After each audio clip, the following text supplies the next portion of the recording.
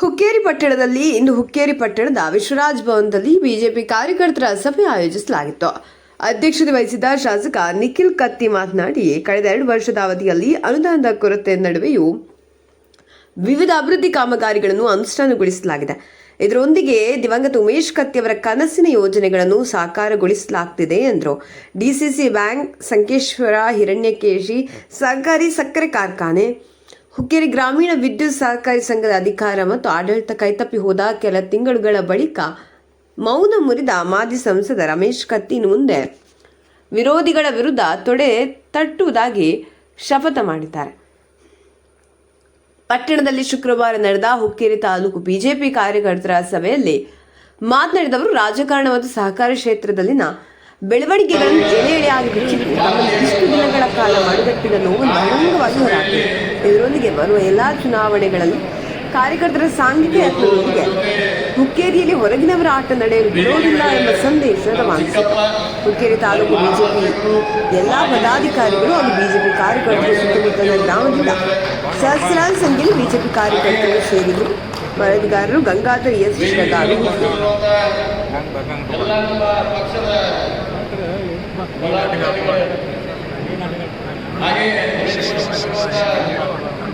ಎಲ್ಲ ನಮ್ಮ ಹುಕ್ಕೇರಿ ತಾಲೂಕಿನ ಎಲ್ಲ ಸಂಘದ ಅಧ್ಯಕ್ಷರು, ಉಪಾಧ್ಯಕ್ಷರು, ಹಾಜಿ ಅಧ್ಯಕ್ಷರು, ಉಪಾಧ್ಯಕ್ಷರು, ಹಾಗೆ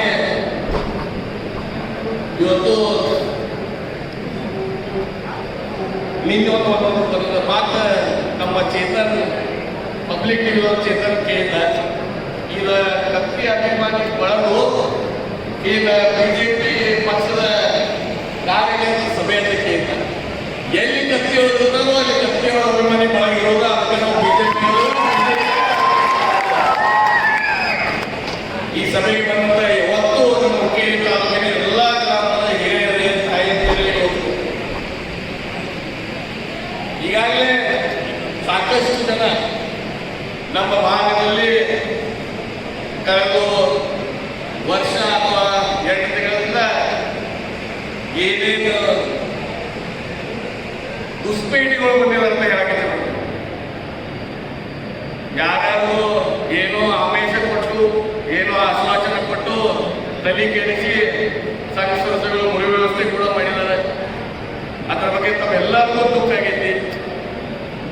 ನಾವು ಎದಕ್ಕೆ ಇದ್ರ ಬಗ್ಗೆ ಮಾತಾಡಿಲ್ಲ, ಎದಕ್ಕೆ ಹೋಗೋದು ಅಂತ ಹೇಳಿ ಇವತ್ತು ಉತ್ತರ ಕೊಡಕ್ಕೆ ನಾನು ನಮ್ಮ ಕಾಕ ಎಲ್ಲರೂ ಕೂಡಿ ಬಂದ್ವಿ. ನಾವು ಇದು ಬರೀ ಇನ್ನೂ ಏನು ಮಾಡ್ತಾರೆ ನೋಡೋದು, ಇನ್ನೇನೈತಿ, ಯಾ ಹಿರಿಯ ಮಾಡಬೇಕು, ಯಾ ಹಿರಿಯರಿಗೆ. ಯಾಕಂದ್ರೆ ದಿವಸಕ್ಕೂ ಅಂತ ಬದಲಾವಣೆ, ಪೈಲ ಹಿರಣ್ಯಕೇಶಿ ಲೀಡ್ ಕೊಡ್ತೇವೆ ಅಂತ ಹೇಳಿ ಅವಾಗ ಕಾಕ ಅವರ ಭಾಷಣದಾಗ ಕ್ಲಿಯರ್ ಐತಿಯಲ್ಲ, ಕಾಕ ಭಾಷಣದಾಗ ಎಲ್ಲ ಡೈರೆಕ್ಟರ್ಗಳು ಅದಕ್ಕೆ ಒಪ್ಪಿಗೆ ಕೊಟ್ಟಿರು. ಇಬ್ಬರು ಕಿರಿಗೇರಿ ಮಾತು ಕೇಳಿ ಅವ್ರ ಹೆಸರು ಹೇಳ್ತಾರೆ, ಮೋಹನ್ ಕೋಟೆನಲ್ಲಿ ಪವನ ಪಾಟೀಲ್. ಇಬ್ಬರು ಕಿರಿಗೇರಿ ಮಾತು ಕೇಳಿ 10 ಜನ ಡೈರೆಕ್ಟರ್ಗಳ ಲೀಸ್ ಕೊಡಬಾರ್ದು ತಲೆಯಾಗ ಹಾಕಿ ಆ ಫ್ಯಾಕ್ಟ್ರಿ ಪರಿಸ್ಥಿತಿ ಇವತ್ತು ಏನಾಗಿದೆ. ಎಲ್ಲ ಮನಿ ಬಾಗಿಲು ಆಸೆ ಬಂದಾಗ ಇತ್ತು ಜೊಲ್ಲೆ ಮನಿ, ಇತ್ತು ಜಾರಕಿಹೊಳಿ ಮನಿ ಬಾಗಿಲಿಗೆ ದಿವಸ ಹೋಗಿ ಬರತ್ತ. ನನಗೆ ಅನ್ಸೋ ಮಟ್ಟಿಗೆ ಇನ್ನು 1 ತಿಂಗಳ ಆ ಫ್ಯಾಕ್ಟ್ರಿ ಒಂದು 50-100 ಕೋಟಿ ಯಾರು ಹಾಕಲಿಲ್ಲ ಅಂದ್ರೆ ಈ ವರ್ಷ ಚಾಲೂ ಆಗಂಗಿಲ್ಲ.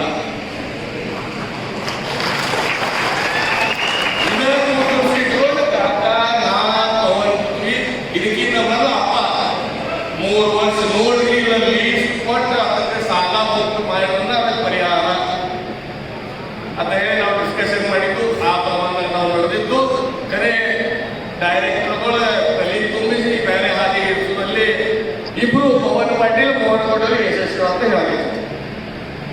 ಅದಲ್ಲ ಅದಾದ್ಮೇಲೆ ಇನ್ನೇನು ಮುಂದೆ ಮತ್ತೆ ಯಾಕಂದ್ರೆ ಹಿರಿಯರ ತಲೆ ಕೇಳಿಸಿ ಕಿತ್ಕೊಂಡು ಹೋಗೋರು ಎಲ್ಲ ಹೋಗ್ಬೋದು.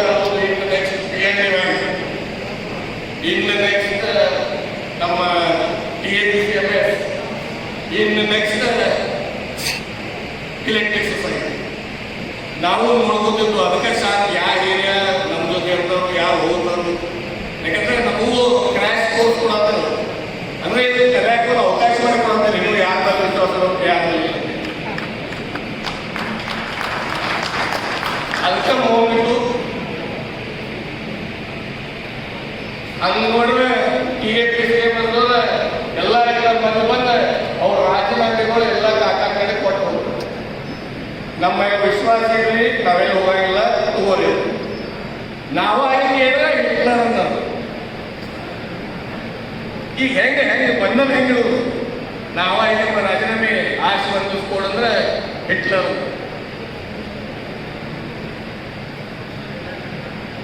ಅದಲ್ಲ ಮೊನ್ನೆ ಇಲೆಕ್ಟ್ರಿಕ್ ಸೊಸೈಟಿ ನಾವು ಸತೀಶ್ ಜಾರಕಿಹೊಳಿ ಯಾಕಂದ್ರೆ ಎಂಕರ್ಮನೆ ಮತಕ್ಷೇತ್ರದಾಗ ಕೂಡ ಇಲೆಕ್ಟ್ರಿಕ್ ಸೊಸೈಟಿ ಮೆಂಬರ್ ಬರ್ತಾರು. ಆ ನಿಟ್ಟಿನಲ್ಲಿ ನಮ್ಮ ತಂದೆ ಇವಾಗ ಉಮೇಶ್ ಕಟ್ಟಿಯವರು ಅವನು ಸಾಕ್ಷಿ ಅವ್ರ ಕ್ಷೇತ್ರದಾಗ ಕೂಡ ಒಳ್ಳೆಯ ರೀತಿಯ ಅನ್ಇಂಟರಪ್ಟೆಡ್ ಕರೆಂಟ್ ಕೊಡ್ಬೇಕಂತ ಉದ್ದೇಶ ಇಟ್ಕೊಂಡು ಇನ್ನೂ 4 ಎಲೆಕ್ಟ್ರಿಕ್ಗಳು ನಮ್ಮ ಹತ್ತಿರಗಳು ಸಂಘ ಸಂಸ್ಥೆ ಒಳ್ಳೆ ರೀತಿ ನಡೆಸ್ಕೊಂಡು ಇಲೆಕ್ಷನ್ ಮಾಡಿ ಇದಕ್ಕೆ ವಚನ ಮಾಡೋದು ಬೇಡ ಅನ್ನೋ ವಿಶ್ವಾಸ ಇಟ್ಕೊಂಡು ಅವಾಗ ಒಪ್ಪಂದ ಮಾಡಿದ್ರು. ಮೊನ್ನೆ ಯಾವಾಗ ಡೈರೆಕ್ಟರ್ ಹೋದ್ರು ನಾನು ಸತೀಶನಗರ ಹೋಗಿದ್ದೆ. ಯಾಕಂದ್ರೆ ಡಿಸ್ಟ್ರಿಕ್ಟ್ ಪ್ರಿನ್ಸಿಪಾಲ್ರು ನಮ್ಮದು ಒಪ್ಪಂದ ಇತ್ತು, ಸಂಘ ಸಂಸ್ಥೆ ಒಳ್ಳೆ ರೀತಿ ನಡೆಯೋದು ಒಂದು ಒಪ್ಪಂದ. ನಾ ಹೋದಾಗ ಸತೀಶನ್ನ ಇದು ನಿಂದು ಪೆನ್ನಲ್ಲಿ ಐತಿ, ನಮ್ದು ಪೆನ್ ಇಬ್ಬರು ಆಸರೆ ಆಗ್ತದೆ ವಿಚಾರ ಮಾಡ್ರಿ ಅಂತ ಬಾಲಚಂದ್ರ ಮಾತಾಡಿ ಹೇಳ್ತಾರೆ. ಒಳ್ಳೆ ವೈದ್ಯ ಹೇಳಿ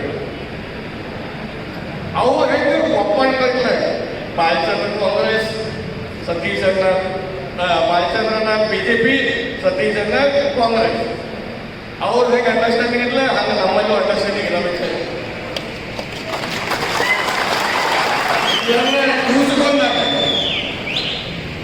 ಬಾಲಚಂದ್ರನ ನಮ್ಮ ಪಕ್ಷದವರೆಗೂ ಅವ್ರನ್ನೂ ಕೇಳಿ ಜೊಲ್ಲೆಯವ್ರಿಗೆ ಮಾತಾಡ್ತೀನಿ ಹೇಳ್ತೀನಿ. ಇನ್ನು 8 ಮಂದಿ ಹೇಳ್ತಾರೋ ಗೊತ್ತಿಲ್ಲ. ಅದಕ್ಕೆ ಎಲೆಕ್ಷನ್ ಮಾಡೋದು ನಿಶ್ಚಿತಂತೆ ಅದು ತೀರ್ಮಾನ ಮಾಡಿದ್ದು ನಾವು. ಈಗ ಅಂತ ಸಮಯ ಬಂದೈತೆ. DCC ಬ್ಯಾಂಕ್ ಚುನಾವಣೆ ಡೇಟ್ ಅನೌನ್ಸ್ ಆಗಿ ಕಡೆಗೆ ಮೊನ್ನೆ ಅಮ್ಮನಿಗೆ ಹೋಗಿನಿ ಮಾತಾಡೋರು ಹಿರಿಯರಾದ ಸೌಕರ್ಯ ಚಾರ ಸ್ಪೇಸ್ ಕಡೆಗೆ ಗ್ಯಾರಂಟಿ ಸಾವು ಹೋಗೈತೆ ಅಂತ ಹೇಳಿಲ್ಲ. ಅದು ದರ್ಶಿಸಿಲ್ಲ. ಇಂಥ ವ್ಯವಸ್ಥೆ ಕೂಡ ನಾವು ಶೇರ್ಗೆ 999 ಕೋಟಿ ರೂಪಾಯಿ ಯಶಸ್ವಿಯಾಗಿ ಅಂತ ಹೇಳಿ ಈಗ ನಮ್ಮ ತಂದೆಯವರ ಆಶೀರ್ವಾದ, ನಮ್ಮ ಚಿಕ್ಕಪ್ಪನ ಮಾರ್ಗದರ್ಶನ ಅದನ್ನು ಹೇಳಿ ಮತ್ತೊಮ್ಮೆ ತಾವೆಲ್ಲರೂ ಪ್ರತಿ ಕುಟುಂಬ ಮೇಲೆ ವಿಶ್ವಾಸ ಪ್ರೀತಿ ಇಟ್ಕೊಂಡು ಬಂದಿರಿ. ಇವತ್ತು ಈ ಜನಸಾಗರ ಸಾವಿರಾರು ಜನ ಕಾರ್ಯಕರ್ತರು ಬಂದ ನೀವು ಹಿಂಗೆ ಮುಂದುವರಿರಿ, ಇಲೆಕ್ಷನ್ ಮಾಡಿ ನೀವು ಆಶೀರ್ವಾದ ಮಾಡತ್ತೀರಿ. ಬರೋ ತೀರ್ಮಾನ ಮಾಡಿ